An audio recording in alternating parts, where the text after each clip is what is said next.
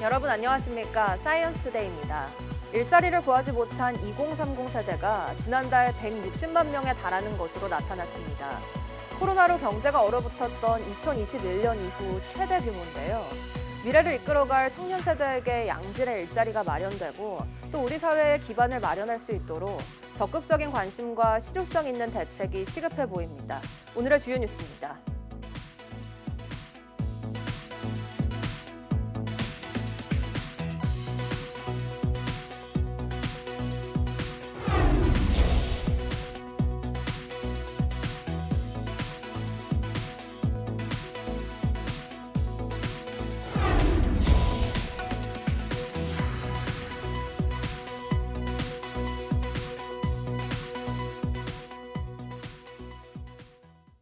휴일 동안 큰 눈이 내린 덕유산은 눈을 즐기려는 등산객으로 붐볐습니다. 눈 뒤에 찾아온 반짝 추위는 월요일 출근길까지 이어집니다. 장하영 기자입니다.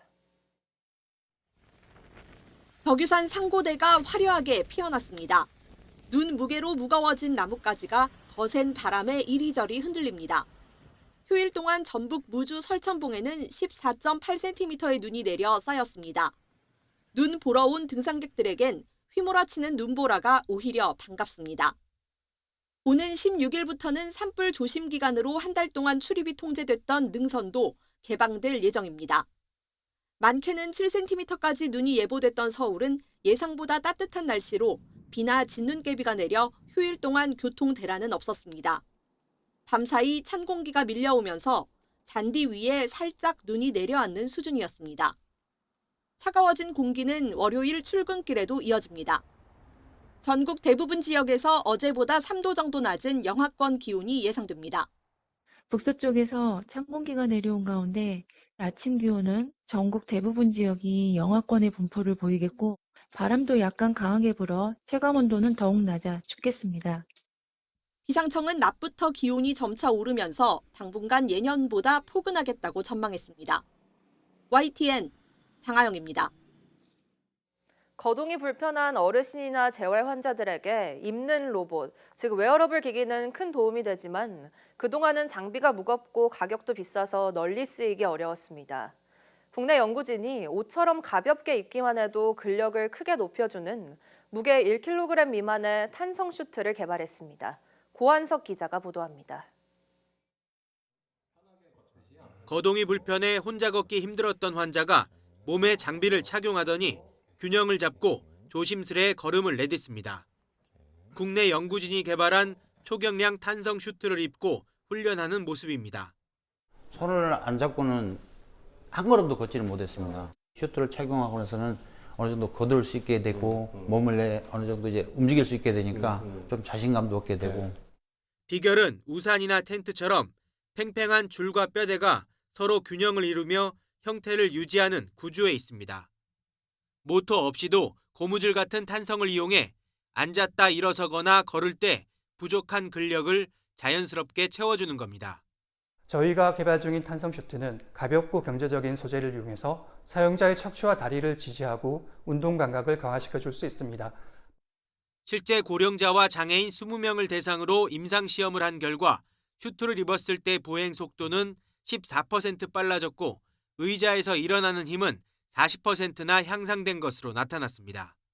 가볍고 이렇게 단순한 구조이지만 정교하게 설계된 이런 탄성 슈트만으로도 노인분들이나 아니면 신체 기능이 저하된 분들의 보행이라든지 근력을 효과적으로 보조해 줄 수 있다는 것을 확인한 것이 이번 임상의 큰 의미인 것 같습니다. 연구진은 노인 재활센터와 산업 현장 등에서 테스트를 거친 뒤 초고령화 사회의 돌봄과 노동 문제를 해결할 대안으로 상용화할 계획입니다. YTN 고한석입니다. 유엔 산하 국제전기통신연합 표준화 부문 정보보호연구반 국제회의에서 우리나라가 제안한 신규 표준화 항목 13건이 승인됐습니다. 과학기술정보통신부는 지난 3일부터 11일까지 스위스 제네바에서 열린 회의에서 양자키 분배 네트워크 관련 보안 표준을 비롯해 13건이 새로 표준화 항목으로 등록됐다고 밝혔습니다. 보안기 단말 보안성을 평가하는 국제표준 등 3건은 표준화 과정을 모두 마쳐 최종 승인됐습니다. 우리나라는 향후 신설되는 생성형 AI와 딥페이크 탐지와 같은 인공지능 보안 기술을 전담할 연구 과제에도 적극 참여할 계획입니다. 유전자 편집돼지의 신장을 사람에게 이식하는 세계 최초의 정식 임상시험이 미국에서 시작됐습니다. 이종간 장기 이식이 실제 치료를 향해 나아가는 첫 단계로 평가받는데요. 장기 부족의 돌파구를 마련할 수 있을지 주목됩니다. 권영희 기자가 보도합니다. 유전자 10개가 편집된 돼지 신장이 말기 신장질환 환자에게 처음으로 이식됐습니다. 유전자 편집 덕분에 인간 유전자 6개가 추가돼 면역 수용성이 높아졌습니다. 또 돼지 유전자 4개는 비활성화돼 거부 반응과 과성장 가능성도 줄었습니다. 선행 연구들을 통해 쌓인 경험과 데이터가 큰 역할을 했습니다. Is scientists placed gene-edited pig organs into the bodies of brain-dead people to see if they resisted rejection from their immune systems and could start to work. 축적한 자료를 통해 거부 반응과 기능 변화를 실시간으로 추적했습니다.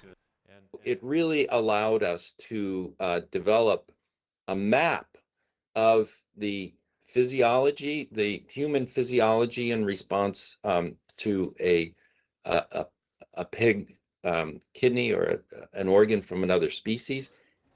연구의 밑바탕에는 많은 이들의 숭고한 희생이라는 기반이 있었습니다. I came to the idea of I think this is what my brother would want. So I offered my brother to them. 이런 경험을 바탕으로 FDA는 첫 정식 임상 시험을 승인했습니다. 초기 6명, 이후 안전성이 확인되면 최대 50명까지 확대될 예정입니다. 이종 장기 이식은 이제 실험 단계를 넘어 정식 임상 시험이라는 문턱을 넘었습니다. 임상 과정에서의 생존율과 면역 반응, 부작용 여부가 이 기술의 미래를 결정하게 됩니다. 장기 부족 문제의 돌파구가 마련될지 전 세계가 주목하고 있습니다. YTN 권영입니다. 국내 연구팀이 감기와 독감 같은 호흡기 바이러스를 초기에 차단할 수 있는 비강 투여 기술을 개발했습니다. 카이스트 김호민 교수 연구팀은 인공지능으로 호흡기 바이러스 차단에 중요한 역할을 하는 인터페론 람다 단백질을 안정적으로 재설계해 비강 점막에 잘 확산하는 기술을 구현했습니다. 인터페론 람다 단백질은 비강에 투여할 경우 열과 점액 등에 취약해 효능이 제한되는 한계가 있었습니다. 연구팀은 인터페론 람다 단백질의 헐거운 루프 구조를 스프링처럼 고정되는 나선형 구조로 바꾸고 표면을 물과 잘 섞이도록 설계하는 표면 엔지니어링 기술을 적용했습니다. 그 결과 인터페론 람다는 동물 모델에서 코 속 바이러스가 85% 이상 감소하는 억제 효과가 확인됐습니다. 한국과학기술연구원 연구팀이 산업 전반에 쓰이는 귀금속 팔라듐을 세계 최고 수준의 효율로 회수하는 기술을 개발했습니다. 연구팀은 티타늄 기반 맥신 나노시트를 활용해 30분 만에 그램당 1983mg의 팔라듐을 흡착하는 데 성공했다고 밝혔습니다. 이는 수백 분이 걸려도 1000mg 이하 성능에 그쳤던 기존 흡착제보다 뛰어난 효율이라고 밝혔습니다. 또 10회 이상 반복 사용해도 90%의 효율을 유지하고 회수한 복합체를 수소 발생 촉매로 재활용할 수 있어 귀금속 순환 시스템으로 활용 가능하다고 설명했습니다. 연구팀은 상온에서 쓸 수 있고 강산성 약품이 필요하지 않아 탄소 배출을 80% 이상 절감할 수 있다고 덧붙였습니다. 충청남도가 시내버스 노선에 자율주행 버스를 시범적으로 도입했습니다. 지난 8월부터는 전국 최초로 자율주행 차량을 이용한 주정차 단속도 시작했습니다. 오승훈 기자입니다. 승객들이 버스에 차례로 올라탑니다. 기사가 운전대에서 손을 떼고 가속 페달도 밟지 않았지만 버스가 스스로 움직입니다. 충청남도가 내년 4월까지 시범적으로 도입한 자율주행 버스입니다. 처음 타봤어요. 보기만 하다가 오늘 처음 타봤는데 그래도 아직 걱정이 조금은 있긴 한데 많이 다니는 게 보편화되면 걱정 없이 탈 것 같아요. 생각보다 빠르기도 하고 안정성 조금 괜찮은 것 같아요. 그리고 되게 신기해요. 홍성과 예산 등 내포 신도시를 순환하는 첨번 버스의 실제 노선인 9.5km 구간을 주말과 공휴일을 제외하고 하루에 5번씩 오갑니다. 버스는 전기를 연료로 움직이는데 레이더 1개와 사물인식 장치 4개, 카메라 5대를 활용해 정해진 구간을 달립니다.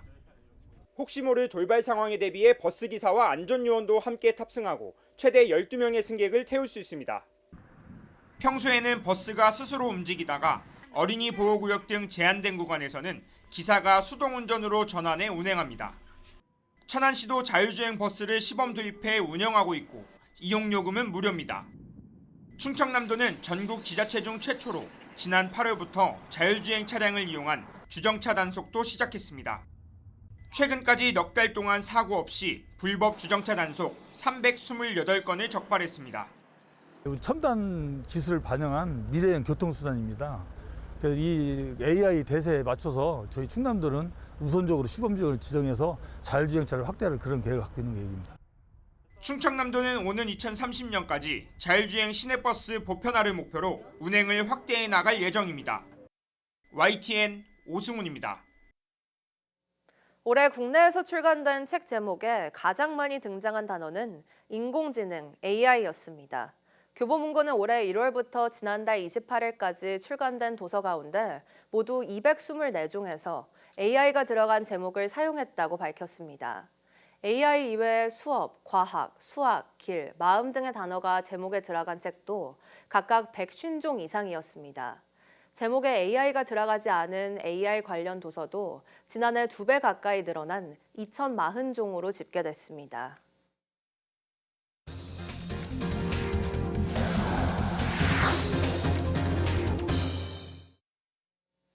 호주 시드니의 세계적 관광지인 본다이 해변에서 총기 난사 사건이 발생해 용의자 포함 16명이 숨지고 40명이 다쳤습니다. 호주 경찰이 이 사건을 유대교 명절 행사를 겨냥한 테러로 규정한 가운데 총격범 2명은 부자지간으로 확인됐습니다. 신호 기자가 보도합니다. 다리 위에서 검은 옷 입은 남자가 총을 난사합니다. 해변 옆 풀밭에선 공범인 다른 남자가 사람들 정면에서 총을 쏩니다. 자동차에 몸을 숨겼다가 용의자를 뒤에서 제압하고 총을 빼앗아 피해를 줄인 용감한 시민도 있었습니다. 총성과 구급차 소리, 비명 소리가 뒤섞이면서 세계적인 관광 명소가 테러의 현장이 됐습니다. Bomb, bomb, bomb, everything, every the man, bomb, bomb. I look this, me, and one moment the man in the gun he say me this, me, I go before the car. Yes. He aimed at you. Me, moi. 현지 시간으로 14일 오후 6시 45분쯤 시드니 본다이 해변에서 발생한 총격 사건으로 10명 넘게 사망하고 수십 명이 다쳤습니다. 용의자 2명은 부자지간으로 확인됐습니다. 1명은 현장에서 사살됐고 다른 1명도 체포됐는데 중태입니다. 총격 당시 해변에서는 1000명 넘게 모인 유대교 명절 행사가 열리고 있었습니다. 호주 경찰은 이 행사를 겨냥한 테러로 규정하고 범행 동기와 배후를 수사하고 있습니다. As part of the investigation and shortly after the shooting occurred, police located a vehicle in Campbell Parade at Bondi, which we believe has several improvised explosives. 이스라엘이 반유대주의를 방치했다며 호주 정부를 탓하자 호주 총리는 이날 테러가 모든 호주인에 대한 공격이라면서 신속한 수사를 약속했습니다. There is no place for this hate, violence and terrorism in our nation. Let me be clear. We will eradicate it. 호주는 총기를 엄격하게 규제하고 있어서 이런 총격 테러는 매우 이례적입니다. 지난해 4월엔 본다이 해변 근처 대형 쇼핑몰에서 흉기 난동 사건으로 7명이 사망하면서 호주 사회에 큰 충격을 주기도 했습니다. 주 시드니 대한민국 총영사관은 이번 테러 사건과 관련해 한인이나 한국인 관광객 피해는 파악되지 않았다고 밝혔습니다. YTN 신호입니다. 시드니 유명 해변 총기 난사에서 10여 명의 사망자가 발생했지만 총격범 1명을 맨몸으로 제압한 시민 덕분에 더 큰 피해를 막았습니다. 희생자 가운데는 나치의 유대인 학살, 홀로코스트 생존자도 포함됐는데 각국은 반유대주의 테러라며 일제히 비난했습니다. 정유신 기자입니다. 검은 상의를 입은 총격범 뒤로 파란색 옷을 입은 남성이 몸을 낮추고 다가갑니다. 잠시 총구를 내린 찰나를 놓치지 않고 달려듭니다. 몸싸움 끝에 총을 빼앗긴 총격범은 뒷걸음질 치며 달아났습니다. 맨몸으로 총기범 제압을 시도한 시민은 호주에 거주하는 40대 무슬림으로 확인됐다고 현지 언론들이 전했습니다. 팔과 손에 총을 맞고 병원으로 옮겨졌지만 생명엔 지장이 없는 것으로 알려졌습니다. Is 100% hero. Yeah, he have 2 shots, one in his arm here and one in his hands. 주 정부는 용감한 시민 덕분에 추가 인명 피해를 막을 수 있었다고 감사의 뜻을 전했습니다. In all of this sadness, there are still wonderful, brave Australians that are prepared to risk their lives to help a complete stranger. 반유대주의를 방치했다며 호주 정부를 비난하던 네타냐후 이스라엘 총리도 용감한 무슬림 시민이라고 평가했습니다. We saw an action of a brave man, turns out a Muslim brave man, and I salute him, that stopped one of these terrorists from killing innocent Jews. 이스라엘 언론들은 현재까지 확인된 총격 테러 희생자 가운데 홀로코스트 생존자 1명이 포함됐다고 보도했습니다. 트럼프 미 대통령은 대규모 유대인 행사 참석자들을 겨냥한 이번 총기 난사를 명백한 반유대주의 공격이라고 비판했습니다. 영국 국왕 찰스 3세도 끔찍한 반유대주의 테러 공격에 깊이 경악하고 슬퍼하고 있다고 밝혔습니다. 우르줄라 폰데어 라이엔 유럽연합 집행위원장도 EU는 폭력과 반유대주의 증오에 맞서 단결해 있다고 말했습니다. 호주 언론들은 이번 총격 테러가 가자 전쟁 이후 유대교를 대상으로 한 일련의 공격 가운데 최악의 참사라고 전했습니다. YTN 정유신입니다. 이번 달 원달러 환율 평균이 1,470원을 넘어 외환 위기 이후 월간 기준으로 최고 수준으로 올라섰습니다.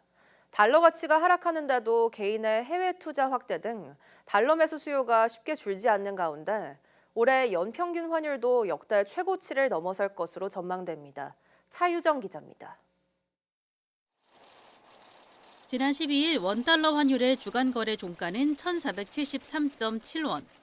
주간 거래 종가 기준 지난달 평균 환율은 1,460.44원으로 외환 위기였던 지난 1998년 3월 이후 월 평균 기준 가장 높았는데 최근 2주간 평균은 이보다도 더 높은 1,470.4원입니다.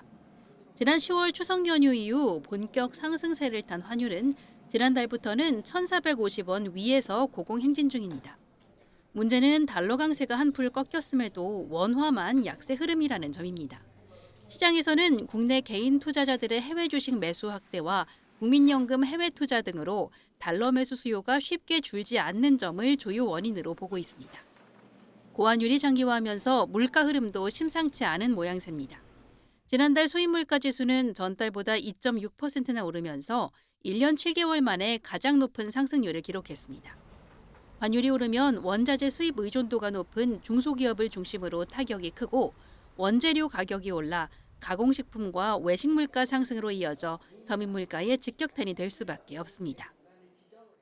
최근 이제 환율 문제가 있어서 저희들은 여하튼 이것이 소비자의 부담이 되지 않도록 우리 기업들이 그 농산물 원료를 구매하시는데 그 구매 자금을 지원한다거나 또 수입을 할 때는 할당 관세를 좀 해드린다거나 중소기업 같은 경우에는 공동으로 원료를 구매할 수 있도록 한다거나.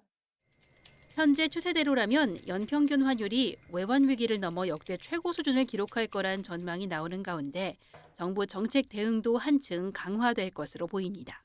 YTN 차유정입니다.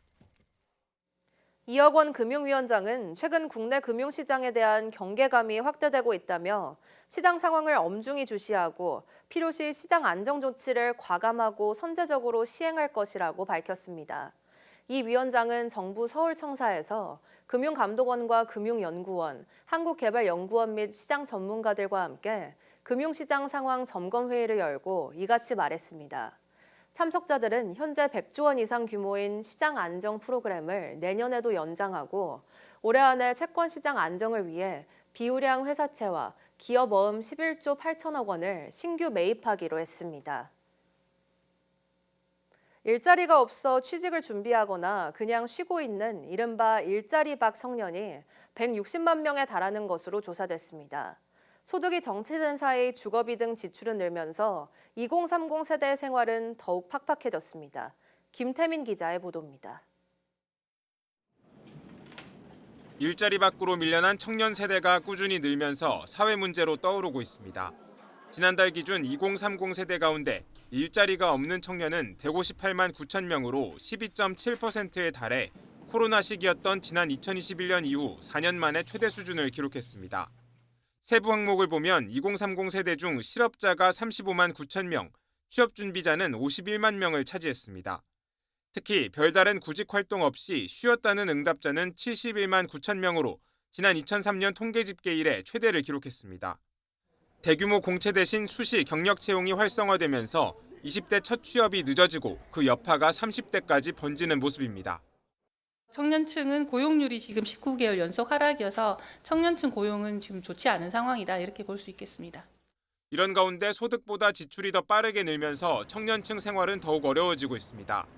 올해 3분기 기준 39세 이하 가구주 소득에서 지출을 뺀 월 평균 흑자액은 124만 3천 원으로 3년 만에 처음 감소세를 기록했습니다. 월 평균 소득은 503만 6천 원으로 물가 상승률에 못 미치는 소폭 증가에 그친 반면 주거비와 이자 비용 등은 크게 뛰어오르면서 부담을 키웠습니다. 소득 기반이 취약한 청년층의 여윳돈이 줄면 자산 형성이 늦어지고 소비가 위축돼 우리 경제 활력은 점점 떨어질 수밖에 없습니다. 정부가 구직에 나서지 않는 청년들을 위한 맞춤형 지원 방안을 내놓겠다고 밝힌 가운데 주거와 금융 분야에서도 관련 대책이 필요할 것으로 보입니다. YTN 김태민입니다. 새로 산 전기포트의 미세 플라스틱 발생을 줄이려면 물을 여러 번 끓여 버리는 것이 도움된다는 연구 결과가 나왔습니다. 서울시 보건환경연구원은 시중에 판매되는 전기포트의 미세 플라스틱 저감 연구 결과를 공개했습니다. 연구원은 플라스틱과 스테인리스, 유리 등 3개 재질의 전기포트 11종을 조사했더니 재질에 상관없이 10차례 사용하면 처음 사용할 때의 2분의 1 수준으로 30차례 사용하면 4분의 1 수준으로 미세 플라스틱이 줄어들었다고 밝혔습니다. 또 200차례 넘게 사용할 경우 대부분 미세 플라스틱 발생량이 리터당 10개 미만 수준으로 떨어진 것으로 조사됐습니다. 재질별로는 플라스틱이 1리터당 120.7개로 미세 플라스틱이 가장 많이 검출됐고 스테인리스 103.7개, 유리 69.2개 순이었습니다. 1년 중 서울에서 불이 가장 자주 발생하는 달은 12월인 것으로 집계됐습니다. 서울시 소방재난본부는 2020년부터 지난해까지 최근 5년 동안 발생한 화재 통계 분석 결과를 내놓았습니다. 조사 결과 이 기간 12월에 발생한 화재는 모두 2,517건으로 전체 화재 가운데 9.4%를 차지했습니다.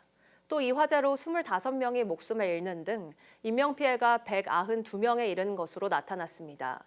원인별로는 부주의로 인한 화재가 1,339건으로 12월 전체 화재 건수의 53.2%를 차지했습니다.